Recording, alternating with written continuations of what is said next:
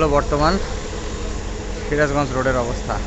এলেঙ্গা বাইকাররা সব ট্রাকের নিচে। একটু আগে এক ভাই ওই যে ওই ম্যাডামের সাথে এক ভাই আসছিল, উনি মাথা টাথা ঘুরে পড়ে গেছে, ওনার মাথায় পানি দেওয়া হয়েছে।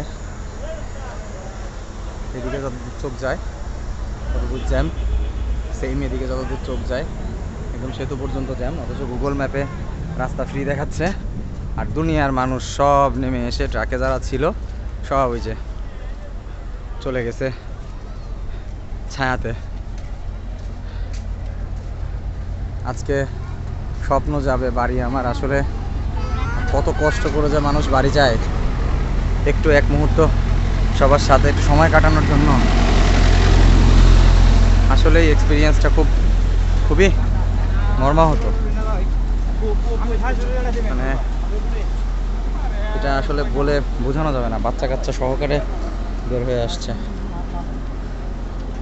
এই যে একজনের বাড়ি পাওয়া গেছে, এখান থেকে সবাই পানি নিচ্ছে। মহিলারা একটু ওয়াশরুমে যাইতে চাইছে, যাইতে দেয় নাই রাস্তা দিয়া। এই হচ্ছে বর্তমান পরিস্থিতি। এই যে লোকজন এইভাবে এখানে বসে আছে অবস্থা।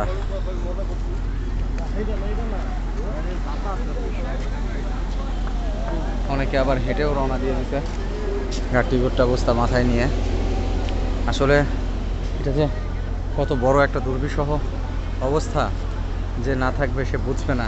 একে তো গরমের তীব্রতা, অন্যদিকে এক ফোঁটাও গাড়ি নড়ছে না। 1.5 ঘন্টা যাবৎ এইভাবেই স্টাক হয়ে আছে এইখানে। আসলে কোনো কারণ নাই। একসাথে অল্প অল্প করে গাড়ি গেলে তাও তো কিছুটা আগাইতো। কি হচ্ছে আল্লাহ রাব্বুল আলামিন জানে। দোয়া করেন সবাই যেন ঈদের নামাজ বাসায় যায় পড়তে পারে। আল্লাহ হাফেজ।